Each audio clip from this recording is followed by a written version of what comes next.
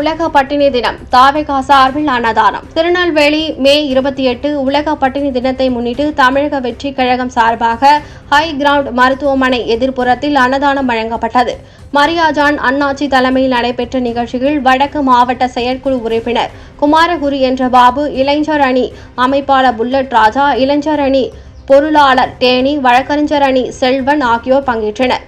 மேலும் பாளை தென்கிழக்கு பகுதி செயலாளர் க இளங்கீரன், பாளை பகுதி ஒருங்கிணைப்பாளர் மகாராஜ் ராம்ஜி, பாளை தென்கிழக்கு பகுதி துணை செயலாளர் செல்வ பிருந்தா, 39வது வார்டு வட்ட செயலாளர் முகமது ஷா அலாம், 55வது வார்டு வட்ட செயலாளர் விஷ்ணு, 39வது வார்டு பொருளாளர் நப்ஷாத், 39வது வார்டு துணை செயலாளர் எல் சரண்ராஜ் உள்ளிட்ட நிர்வாகிகள் கலந்து கொண்டனர்.